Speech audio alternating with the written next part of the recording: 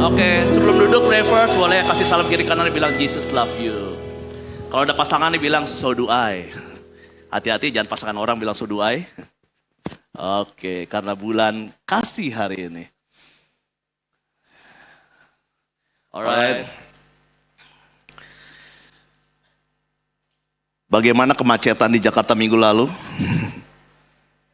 Bravo Lisa Blackpink. Oke, ya, begitu masifnya ya. Saya lagi di luar kota ya, istri saya bilang antar jemput anak katanya ya. Waktu jemput Jos, anak saya Jos, kurang lebih pulang pergi nggak jauh ya, 5,5 jam saja. Bayangkan ya, itu bisa nyampe ke Bandung itu. Oke, Bravers, bulan ini kita belajar tentang coklat, Christ and City. Ya, tentang coklat dan kota. Maksudnya apa? Waktu saya kulik lebih dalam, kalau kita belajar kasih di bulan ini, banyak orang, termasuk kita, merasakan kasih hanya dari rasa dan warna. Hanya dari apa yang dilihat. Waktu saya kulik lebih dalam lagi tentang coklat, ternyata hari ini iya juga ya, kita banyak makan coklat yang katanya coklat, ternyata bukan coklat. Jadi coklat asli itu bahan utamanya cocoa mass, ya, cocoa butter dan gula. Kalau mer coklat ya, bahan dasarnya itu gula, lemak nabati, cocoa powder. Jadi yang dipakai seringkali waktu kita beli yang namanya coklat, yang dipakai bukan cocoa butter tetapi lemak nabati. Makanya lebih murah, tidak perlu tempering, cepat keras, rasa coklatnya lebih manis dan ringan. Ya, saya percaya ya, Ibu Rita itu sangat paham tentang ini ya. Oke. Dan Bravers seringkali di dunia ini, di kota ya, karena coklat, Christ and City, di sekeliling kita termasuk mungkin kita orang-orang Kristen mengejar kasih dan mengharapkan kasih yang bukan kasih itu sendiri. Menarik. Seperti kita beli coklat atau menikmati coklat, sementara itu sebenarnya bukan coklat gitu. Sementara itu yang tadi, yang kita pikir coklat ternyata bukan coklat, ternyata hanya lemak nabati.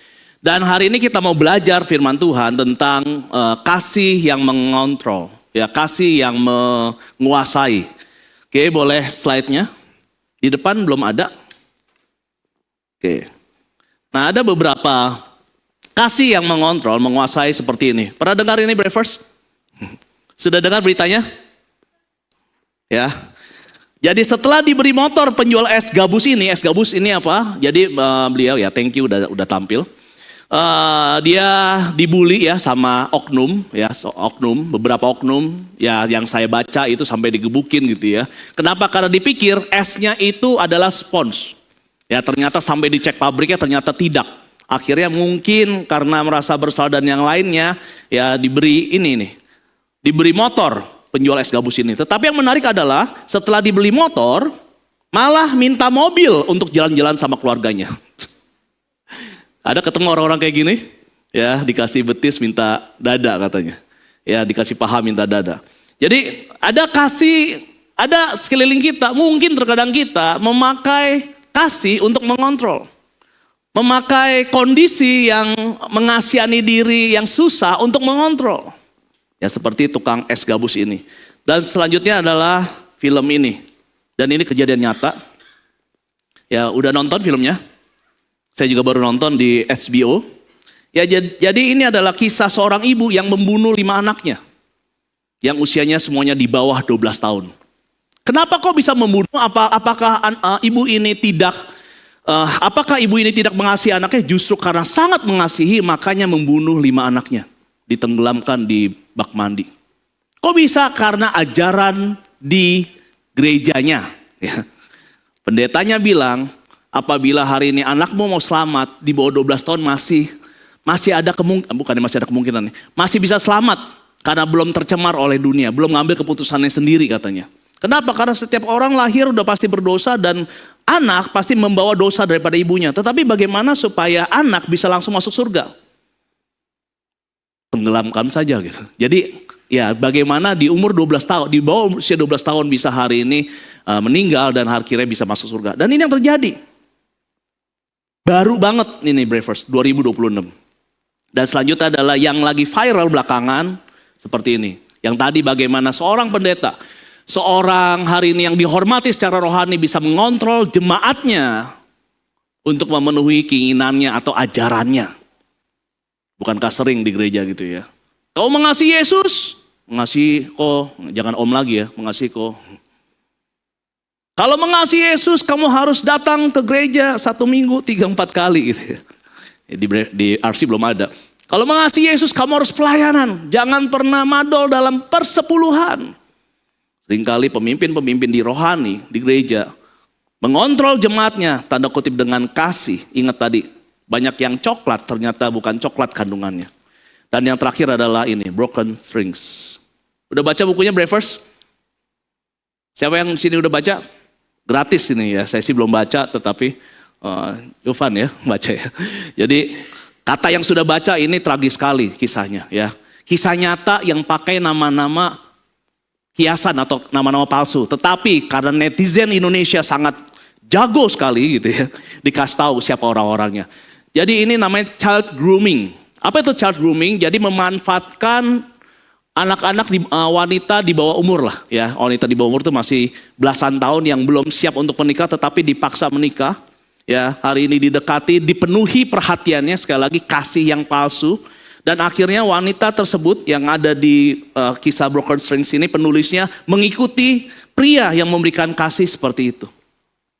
Nah, Breakfast, kondisi-kondisi di dunia, di kota-kota banyak terjadi seperti ini. Dan juga di dalam gereja yang tidak sadar akan kasih yang sebenarnya. Nah, kita mau belajar Breakfast dari raja yang namanya Raja Ahab. Responnya sungguh luar biasa. Ya, responnya sungguh luar biasa, sungguh tragis karena ini adalah Raja Israel, kok begitu jahat ya. Karena responnya begitu luar biasa, saya nggak mulai dari kisah yang diberikan Raja Holy Church kepada saya mulai dengan before-nya. Kenapa ya Ahab bisa seperti ini? Kita baca di 1 Raja-Raja 16 ayat 30 sampai 31. Ternyata saya tidak bisa melihat tulisan ya. Apakah min saya nambah? Sudah pasti. 1 Raja-Raja 16 ayat 30 sampai 31. Ahab bin Omri ya teman-teman bisa baca. Melakukan apa yang jahat di mata Tuhan. Lebih daripada semua orang yang mendahuluinya. Seakan-akan belum cukup ia hidup dalam dosa-dosa Yerobeam bin Nebat. Maka ia mengambil pula Izebel, anak Etbaal, raja orang Sidon menjadi istrinya. Ya, Izebel ini adalah dari bangsa atau dari keluarga yang menyembah Baal. Sehingga ia pergi beribadah kepada Baal dan sujud menyembah kepadanya. Saya penasaran, di sini ada 3 nama, 4 nama yang ada di dalam ayat ini. Yaitu Ahab, ada Omri, Yerobeam, dan ada Izebel. Ya, kita mau belajar siapakah Yerobeam. Ya, next, ikuti saya, tolong slide depan. Kenapa? Izin adjust mimbar. Oke. Siap. Saya pernah Breakfast di gereja yang sebelumnya, maksudnya mau melayani, saya angkat mimbar dari bawah. Apa yang terjadi? Copot. Ya jadi ada prasasti ya di situ. Oke, ini dia. Jadi tadi yang kita baca ayatnya adalah Ahab bin Omri, Yerobeam dan Izebel dan Ahab dan Izebel. Ya, Yerobeam adalah raja yang sebelumnya. Siapakah dia? Adalah seorang raja yang percaya Tuhan. Dan akhirnya tidak percaya Tuhan. Kenapa? Karena kepentingan politik. Dia membangun 2 lembu emas untuk supaya bangsa yang dia pimpin saat itu, bangsa Israel, untuk menyembah. Kenapa? Karena takut bangsa yang dia pimpin berpaling kepada raja lain yang menyembah Tuhan yang sesungguhnya. Sekali lagi, Raja Yerobeam, raja yang hari ini percaya kepada Tuhan, tetapi berjalan dengan waktu karena kepentingan dirinya, supaya dia bisa mengontrol rakyatnya, dia mendirikan lembu emas supaya bangsa Israel menyembah berhala Baal tersebut. Makanya banyak orang Israel, bangsa Israel berdosa karena Raja Yerobeam. Omri sesudah itu. Siapakah Omri? Omri ini jahat di mata Tuhan. Menariknya ayat yang ada di Omri adalah sama seperti tadi, sama seperti Ahab. Ya. Melakukan apa yang jahat di mata Tuhan lebih daripada semua orang yang mendahuluinya. Jadi Omri lebih jahat daripada Omri lebih jahat daripada Yerobeam. Nah, siapakah Ahab? Ahab bin Omri. Ahab anaknya Omri. Apa kata firman Tuhan? Omri melakukan apa yang jahat di mata Tuhan lebih daripada semua orang yang mendahulunya. Berarti lebih jahat daripada Omri.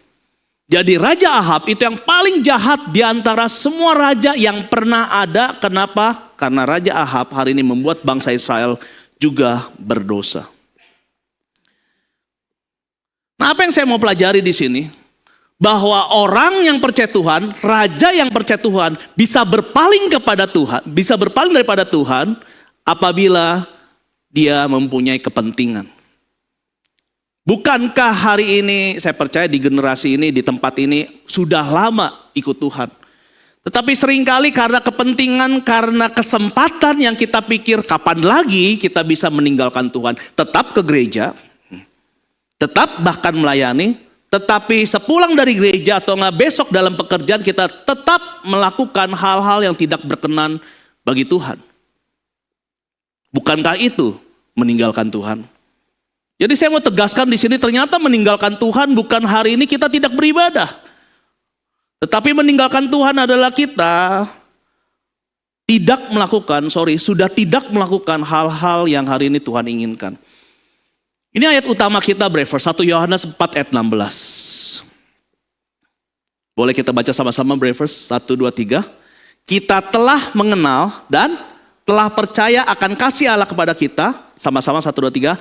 Allah adalah kasih. Dan barang siapa tetap berada di dalam kasih, ia tetap berada di dalam Allah dan Allah di dalam dia.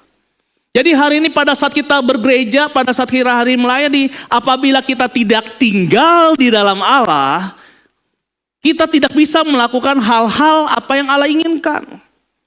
Kenapa sih hari ini kita tahu Allah adalah sumber kasih? Bahkan di sini dikatakan, Bravers harus ingat ini, Allah adalah kasih, karena seterusnya saya akan memakai kata kasih yang artinya Allah. Kenapa kita tahu kasih itu menyenangkan, kasih itu luar biasa, kasih itu adalah Allah sendiri, tetapi kok kenapa kita tidak tinggal di dalam Allah? Karena pada saat kita tinggal di dalam Allah, kita dikontrol oleh Allah. Halo? Mikir gak kesana, Bravers? Kenapa hari ini kita tahu Tuhan baik? God is so good. Tapi kenapa kita tetap hari ini keluar daripada Allah? Kita tetap tidak mempunyai hubungan dekat dengan Allah. Karena kita tahu pada saat kita mempunyai hubungan dekat dengan Allah, hidup kita diatur oleh Allah. Ada kebenaran-kebenaran yang yang ada kebenaran yang sering kali kita nggak suka, kita tetap harus melakukannya. Ke gereja bukan berarti kita tidak tinggal di dalam Allah. Ke gereja melayani bukan berarti kita tetap tinggal di dalam Allah. Menjadi pendeta bukan berarti saya menaati apa yang tahu Tuhan mau. Jadi Bravers, hati-hati, kita hari ini dibohongin dengan posisi, dengan kegiatan, dengan activity. Makanya iblis gak pernah melarang kita ke gereja. Malahan seringkali iblis memotivasi kita ke gereja apabila gereja membuat kita jauh daripada Tuhan. Halo. Oh, berarti yang penting dekat sama Tuhan. Dengar, orang yang ke gereja belum tentu dekat dengan Tuhan. Orang yang dekat sama Tuhan sudah pasti ke gereja. Amin. Apa yang dilakukan apa yang dilakukan Ahab? Kenapa Ahab bisa sampai paling jahat di antara semuanya? Ini yang dilakukan. Ayat yang 32, ayat yang selanjutnya. Baru kita masuk kepada cerita yang hari ini saya diberikan. Saya antusias hari ini khotbah. Kenapa? Karena saya juga banyak mengulik gitu dan baru tahu iya juga ya gitu. Dan ini sering terjadi di antara saudara dan saya. Ayat 32, ini yang dilakukan Ahab, Bravers. Kemudian ia membuat mezbah untuk Baal itu di kuil Baal yang didirikannya di Samaria. Sesudah itu Ahab membuat patung Asyera. Dan Ahab melanjutkan bertindak demikian sehingga ia menimbulkan sakit hati Tuhan. Allah yang penuh kasih bisa sakit hati loh. Allah Israel lebih dari semua raja-raja Israel yang mendahuluinya. Jadi yang paling jahat. Kenapa? Apa itu patung Asyera? Ya seperti ini. Memang seperti ini, Bravers. Ada contoh yang lain lebih vulgar lagi. Jadi menampilkan, bagian wanita yang seperti ini. menampilkan alat reproduksi. Kenapa? Karena patung ini adalah patung yang anti kekudusan. Bahkan pada saat menyembah patung ini ada ritual seksualitas. Kenapa hari ini Raja Ahab jahat sekali?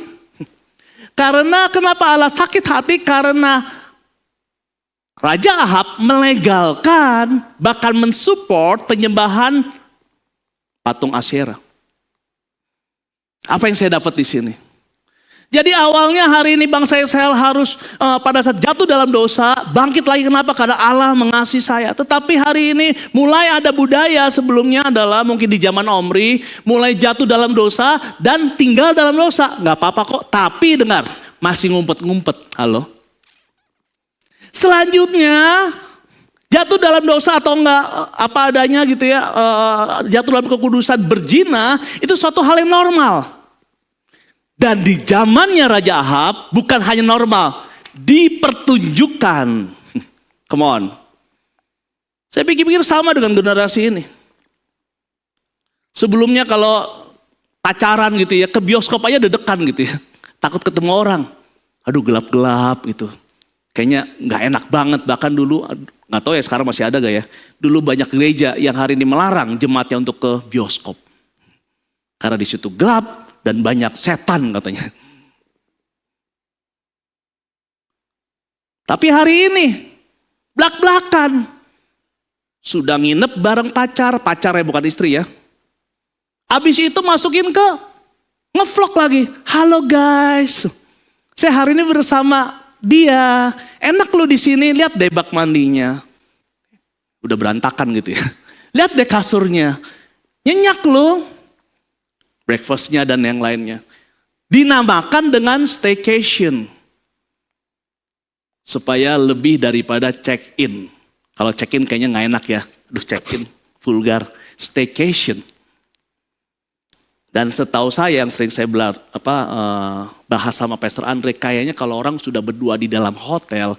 Gak mungkin saat teduh deh ya. Halo. Bersama lawan jenis. Kayaknya gak mungkin main catur juga deh ya. Jadi hari ini orang-orang, saya dulu pergaulan bebas banget. Tapi maaf, saya ngumpet-ngumpet. Orang gak boleh ada yang tahu. Hari ini saya ngobrol gitu ya sama Pak Gem, Pastor Andre. By the way dia lagi pelayanan di Mangga 2, Bravers. Jadi salam dari beliau. Gue bingung sama anak sekarang bro. Gue dulu sih bandel gue bilang. Lebih bajingan kali. Tapi kan gue diem-diem ya. Kalau boleh jangan sampai orang tahu. Hari ini orang pada nge-post. Memamerkan. Dan yang lainnya. Bukankah ini sama seperti zaman Raja Ahab? Makanya pengkhotbah bilang nggak ada lagi rahasia di zaman ini. Kenapa? Karena dari dulu udah ada. Dan bahkan Bravers, waktu saya kulik lebih dalam. Penyembahan patung Asyera ini ditaruh di dalam bait Allah. Come on. Awalnya dekat bait Allah, kayaknya kurang seru ya.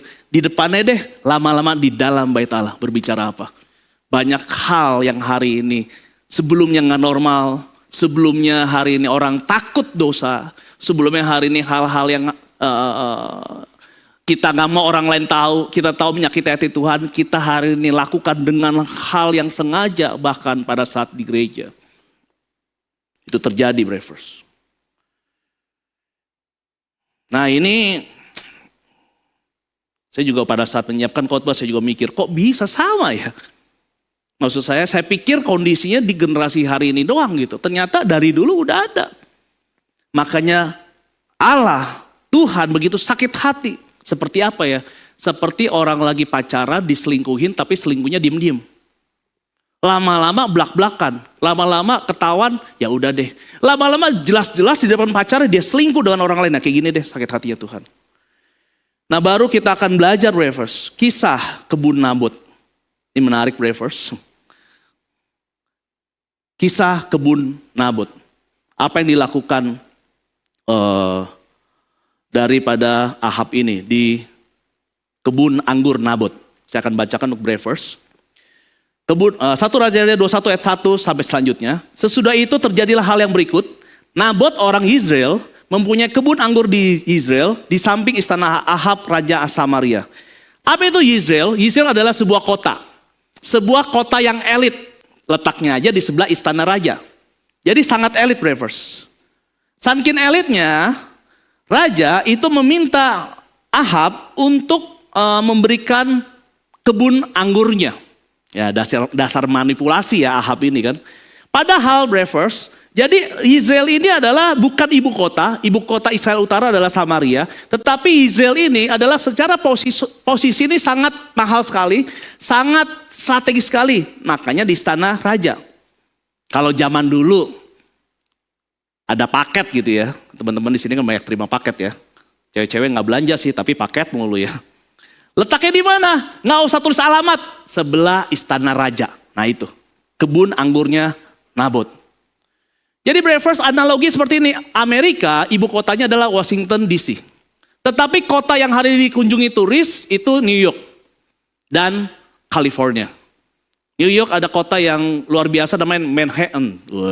Manhattan gitu. Bukan Manhattan ternyata baca, Manhattan. Saya juga baru tahu dari Yohan. Kamu baca salah, bukan Manhattan, Manhattan. Iya. Manhattan. Gitu ya. Dan California, karena di dalamnya ada Los Angeles dan Beverly Hills, tempat para orang-orang punya rumah mewah. Jadi Yizreel adalah satu kota yang luar biasa. Jadi ternyata Raja Ahab bukan mau kebun anggur Nabot, tetapi posisinya. Tapi apa yang dikatakan Ahab kepada Nabot? Berikanlah kepadaku kebun anggurmu itu, padahal propertimu itu.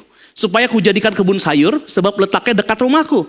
Pinter banget nih manipulasinya. Aku akan memberikan kepadamu kebun anggur yang lebih baik daripada itu sebagai gantinya. Atau jikalau engkau lebih suka, aku akan membayar harganya kepadamu dengan uang. Pertama, Raja Ahab adalah pribadi raja yang jahat, jauh lebih jahat daripada raja-raja sebelumnya. Takut gak hari ini kita tidak memberikan? Takut. Mestinya Nabot ini takut. Kenapa? Karena ini raja yang jahat, yang paling jahat. Ngeri banget nih raja. Yang kedua, apa artinya lah kebun anggur? Kasih aja, toh juga saya dapat uangnya. Propertinya pasti dikasih yang tinggi harganya. Tapi apa jawab Nabot kepada Ahab? Kiranya Tuhan menghindarkan aku daripada memberikan milik pusaka nenek moyangku kepadamu. Nah, brothers mikir gak? Kenapa sih sampai gak ngasih? Betul gak? Toh juga ini raja yang jahat. Taruhannya nyawa. Dan beneran di akhir kisah ini Nabot hari ini dibunuh. Dengan cara yang nanti kita akan lihat kisahnya. Resiko nyawa. Yang kedua toh juga diganti sama uang. Nggak segitunya lah. Toh juga dia raja.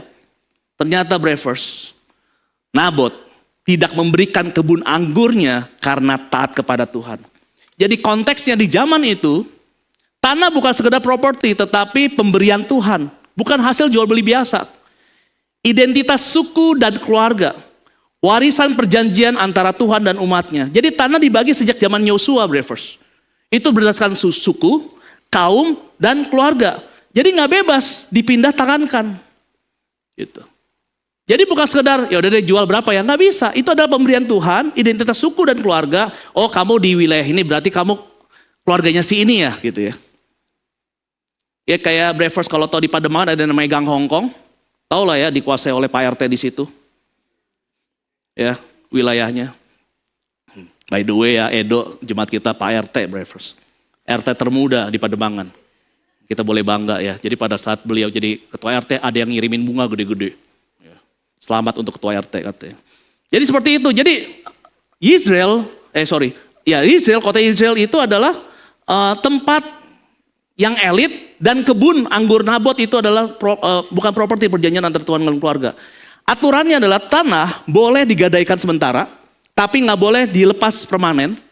Pada tahun Yobel, tanah harus kembali ke keluarga asal. Kalau Nabot menjual keluarganya kepada Ahab, artinya ia melanggar hukum Tuhan, ia mengkhianati warisan iman keluarganya, ia memutus garis pusaka yang Tuhan tetapkan. Ini artinya brothers. Jadi Nabot bukan hari ini menolak raja, bukan hari ini sakit hati sama raja, bukan menolak pemerintahan, tetapi Nabot taat sama Tuhan. Ada perjanjian, tanah itu adalah pemberian Tuhan. Tapi apa yang dikatakan oleh raja? 1 Raja 21 ayat 3. Apa yang dikatakan Nabot kepada raja? Jawab Nabot kepada Ahab. Kiranya Tuhan menghindarkan aku daripada memberikan milik pusaka nenek moyangku kepadamu. Apa yang kita dapat dari sini, believers? Menarik. Orang yang dikuasai kasih, value kita belief, akan berani brave bahkan kepada raja yang berkuasa. Halo. Kenapa seringkali kita takut sama orang yang hari ini membuat kita, mengajak kita untuk hari ini meninggalkan Tuhan? Sekali lagi, definisi meninggalkan Tuhan adalah tidak taat kepada Tuhan. Jadi kita jangan merasa kita hari ini Kristen, kita hari ini ke gereja, kita hari ini melayani, kita berkhotbah apapun itu, tetapi hari ini kita masih melakukan dosa, kita nggak meninggalkan Tuhan. Itu meninggalkan Tuhan. Saya mau tegaskan. Orang yang dikuasai kasih, belief, kenapa? Karena Allah adalah kasih, Allah adalah firman, jadi kasih adalah kebenaran. Akan berani, brave. That's why kita dipanggil bravers. Harus mengharapkan orang-orang jemaat dari Rajoli Church ini berani apa? Bukan hari ini berani kurang ajar kepada raja, tetapi berani menolak kejahatan. Berani menolak hal-hal yang di luar kebenaran. Tapi seringkali kenapa hari ini sesuatu kejahatan, hal-hal yang negatif dianggap normal, diterima karena kita takut. Kenapa kita tidak takut? Karena kita tidak di dalam kasih itu sendiri. Nabot tinggal di dalam kebenaran. Nabot tinggal di dalam Tuhan yang adalah raja di atas segala raja. Nabot tahu Tuhan mempunyai kuasa atas seluruh raja di dunia ini. Makanya dia berani. Seringkali kita tahu kebenaran bravers. Tapi kenapa kita nggak brave? Karena kita takut ditinggalkan, takut dilupakan, takut nggak dapet, takut dipecat, takut diputusin, takut nggak boleh melayani lagi, takut kehilangan kesempatan, takut nggak jadian, takut yang lain-lainnya lagi. Kenapa? Karena kita tidak di dalam kasih. Nabot, orang yang biasa, rakyat yang biasa, tetapi tinggal di dalam Tuhan. Raja, orang yang mempunyai istana, raja yang menguasai semuanya, tetapi bisa ditolak oleh rakyat biasa. Bukan masalah posisi. Tetapi masalah apa kita tertanam kepada Tuhan apa enggak. Cerita-cerita yang tadi, tentang tukang es lah, tentang tadi jemaat yang hari ini dikontrol oleh pendetanya, tentang broken strings. Kita harus bersyukur, believers. Karena kita punya Allah yang hari ini, kita bisa mengenal Allah kita. Tetapi kenapa ya?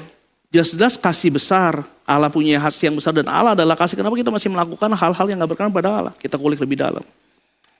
Dan selanjutnya, akhirnya, ini lucu nih, 1 Raja-Raja 21 ayat 4. Ya. Lalu masuklah Ahab ke dalam istananya dengan kesal hati dan gusar. Karena perkataan yang dikatakan Nabot orang Israel itu. Ini raja yang jahat nih ya, kepadanya. Ya. Tidak akan kuberikan kepadamu milik pusaka nenek moyangku itu. Jadi abis raja ditolak, yang tidak biasa ditolak. Kenapa? Apapun yang diperintahkan itu harus didapatkan. Dia terngiang-ngiang. Nggak akan kuberikan tanahku kepadamu milik pusaka nenek moyang. Terngiang-ngiang.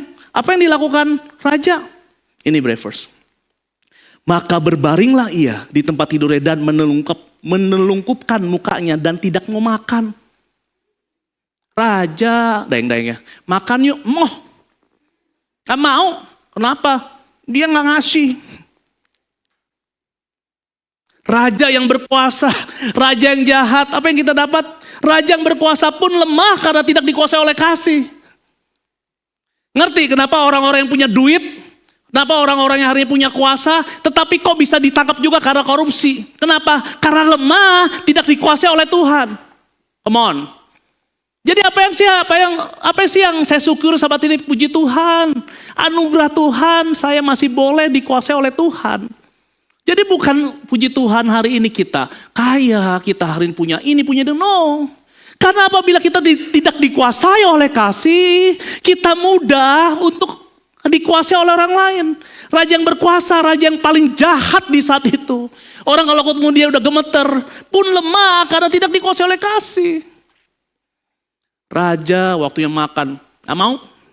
Makan dong, enggak. Kenapa? Dia gak ngasih. Kok raja yang seperti itu bisa lemah mentalnya?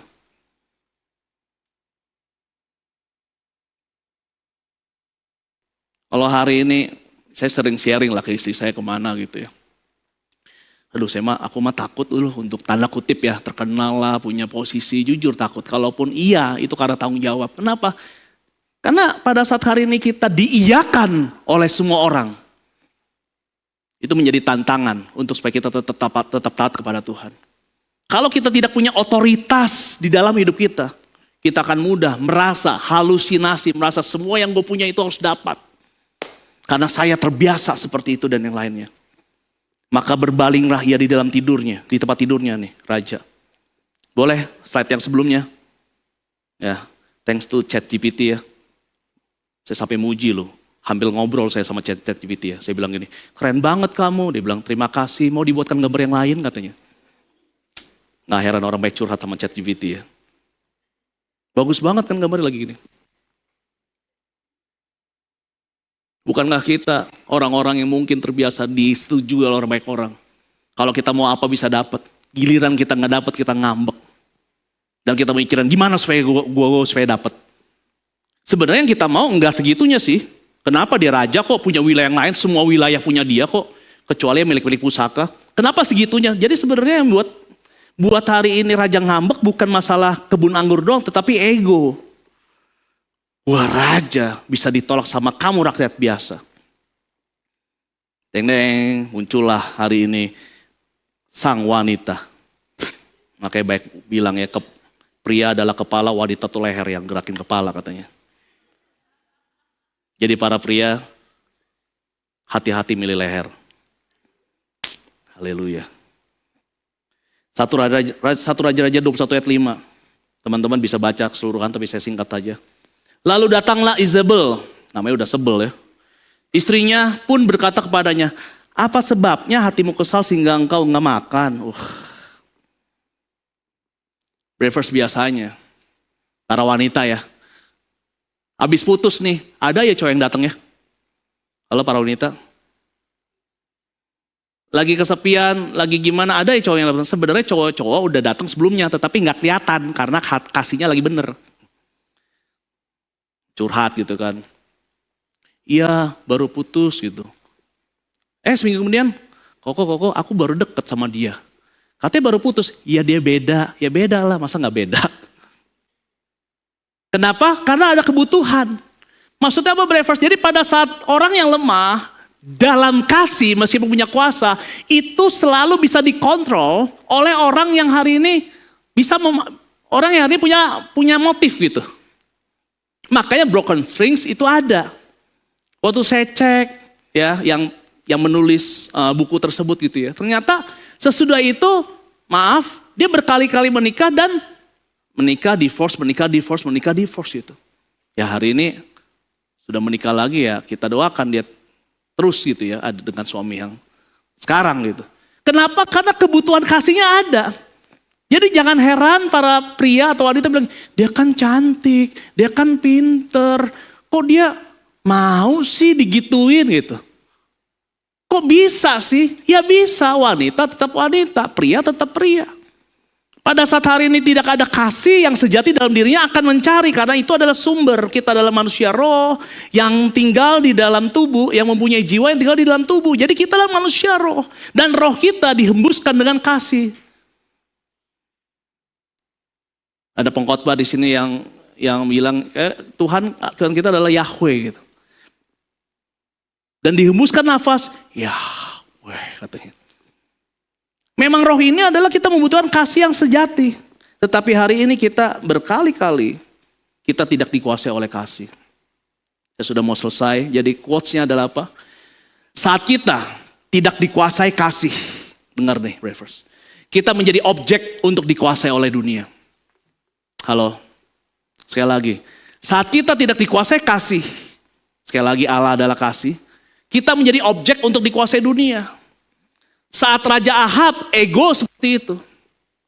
Dia menjadi objek untuk dikuasai oleh Isabel. Untuk apa? Bukan untuk memenuhi apa yang hari ini Raja Ahab mau. Tetapi untuk memenuhi apa yang Isabel mau. Itu, saya akan bacakan ya. Lalu datanglah Izebel istrinya dan berkata kepadanya, apa sebabnya hatimu kesal sehingga engkau tidak makan? Lalu jawabnya kepadanya, sebab aku telah berkata kepada Nabot, kata Ahab nih, orang Israel itu, berikanlah kepadaku kebun anggurmu dengan bayaran uang, atau jika engkau lebih suka, aku akan memberikan kebun anggur kepadamu sebagai gantinya. Tetapi sautnya tidak akan kuberikan kepadamu kebun anggur itu. Ih, raja ngadu. Tahu nggak? Itu. Siapa? Nabot. Dia kan punya kebun anggur. Gue udah mau minta, orang saya mau bayar, nggak dikasih. Katanya gitu. Kata Izebel nih emang dasar nih ya. Leher ini nih. Leher yang jahat nih ya.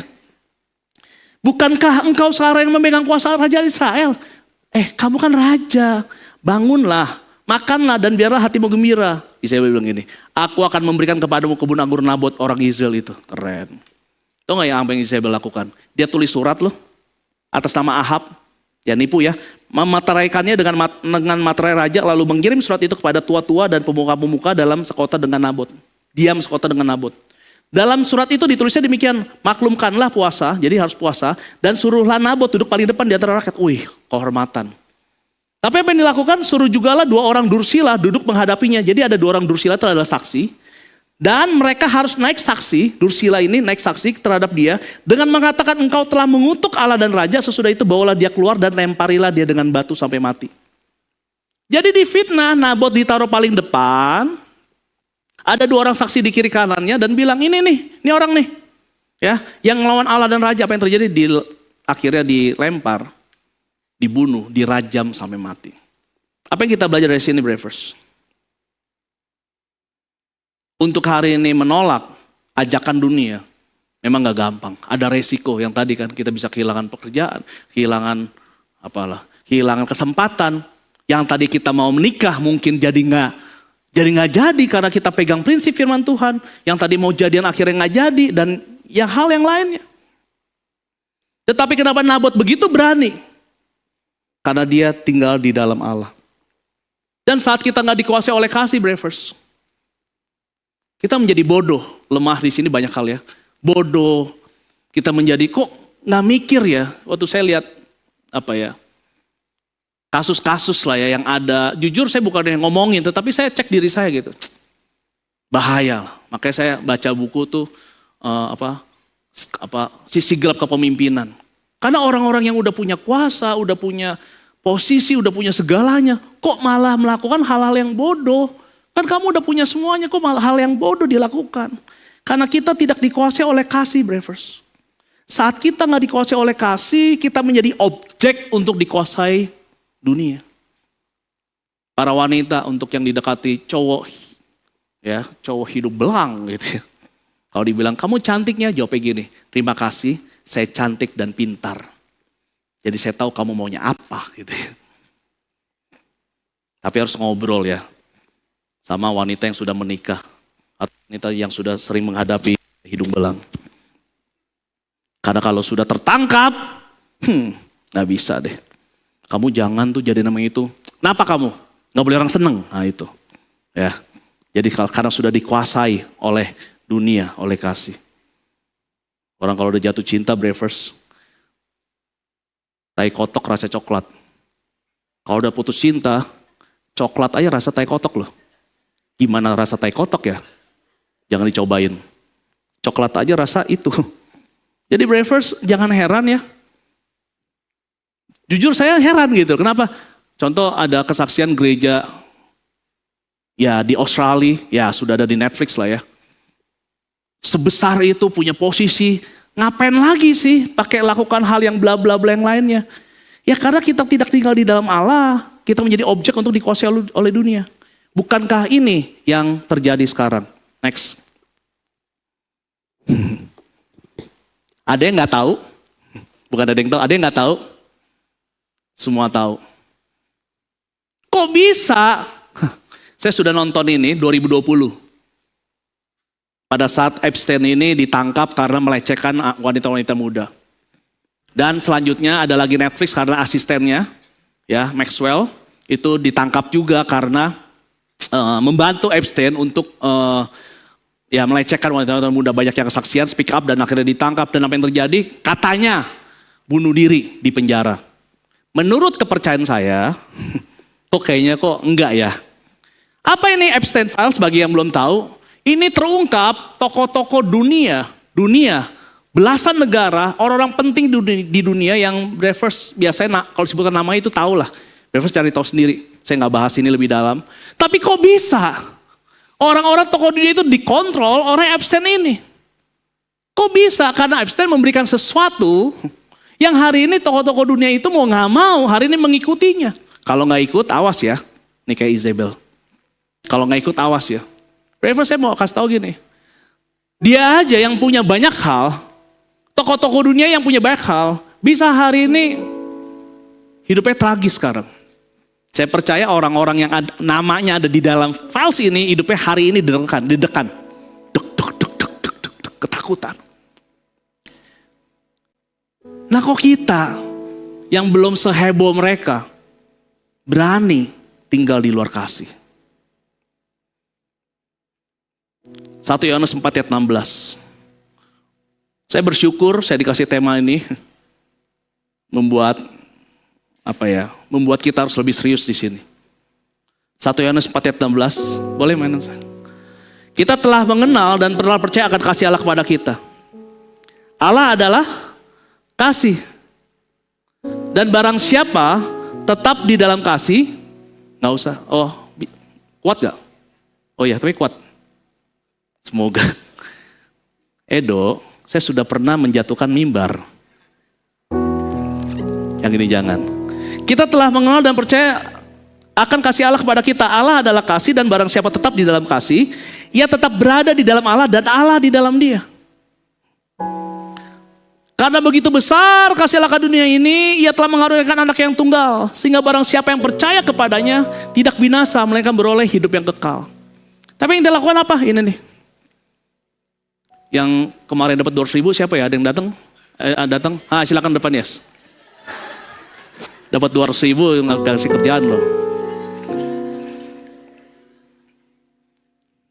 Saya udah nanya kepada Aicha. Yes datang kan? Datang, bagus kasih kerjaan. Yes. Bisa keluarin air dong. Nggak dapat duit ya, sekarang keluarin dong. Keluarin kenceng dulu, nggak bekerja. Lebih kenceng. Kok nggak bisa Les? Nggak ada selang ya, Bu. Silakan duduk, tepuk tangan lah. Tepuk tangan untuk Yes. Sering kali kan kita gini kan? Pacar, gue butuh pacar. Gue butuh kerjaan, gue butuh posisi, gue butuh uang, udah uang, gue butuh pengakuan. Mana?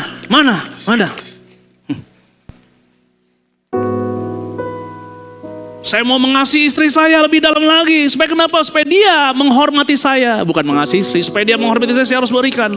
Kurang lagi, saya harus berikan lagi. Masa dia lebih menghormati atasannya daripada saya lebih lagi. Ini akan terjadi. Ya keluar. Kenapa? Simple. Sesuai khotbah saya hari ini. Tolong Tuhan jangan mempermalukan saya lagi. Enggak lah, Tuhan gak mempermalukan saya. Gak ada selang ya.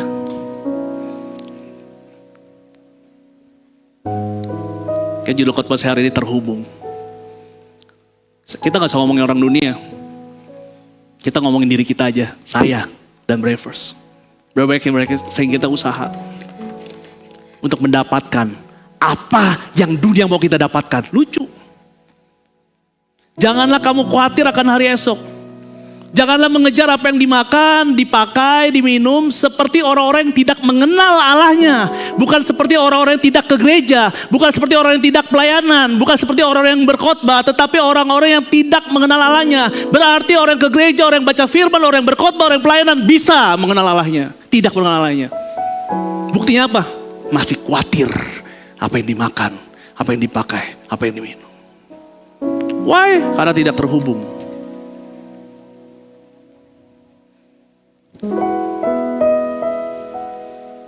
Ini kan masalahnya.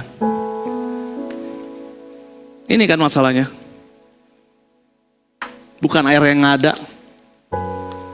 Bukan pompanya yang ada.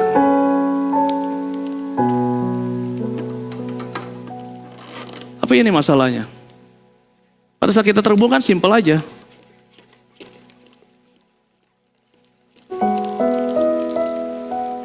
Impactful nggak akan terjadi kalau nggak ada kasih yang tersalurkan. Apa yang terjadi pada saat kita usaha kalau nggak ada kasih? Tuntutan. Kan gue udah kasih lo duit, masa lo nggak nurut sama gue? Kan saya sudah melayani kamu. Kok kamu nggak kasih saya sih?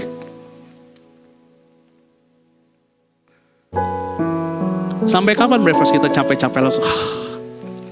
Makanya dengar, pada saat istri kita hormati kita bilang gini, gue suami yang baik. Kan enggak, tau enggak? Kalau kita terhubung dengan Tuhan, ini yang terjadi. Kita ngomong dikit, kita ngobrol dikit, kita tindakan dikit, semuanya yang keluar kah? Semuanya yang keluar apakah? Kasih. Nggak perlu keras-keras. Kenapa sering kali suami istri teriak-teriakan? Karena sering usaha supaya ngedenger. Masalahnya bukan istrinya jauh, hatinya jauh. Allah adalah kasih. Saya berdoa tadi di belakang, di sini. Saya patahkan keterikatan akan kasih dunia. Yang kita sering kali ngejar terus-terusan. Yang Tuhan mau adalah terhubung. Kayak judul khotbah hari ini terhubung. So, berhenti untuk fight. Tekan-tekan capek-capek. Selalu ada komedi ya. Tapi yuk mulai. Kita mau terhubung. Jadi saya mikir breakfast. Kenapa sih kita gak mau terhubung?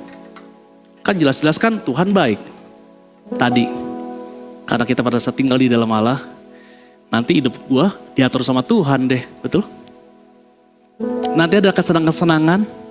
Omri, dengar ya. Ahab. Dia bangun bait Allah loh. Dia percaya Tuhan loh. Halo. Karena dia apa-apa izin Nabi loh. Nunggu nubuatan Nabi. Tetapi dia juga menyembah berhala. Percis ya kayak kita ya. Ikut Tuhan iya, tapi giliran mau senang ikut yang lain. Imannya iman kompromi. Saya undang semuanya, Lala depan dan yang lainnya. Ada satu lagu yang bagus banget Bravers tentang terhubung. Kita mau nyanyi lagu sama-sama. Boleh bangkit berdiri Bravers.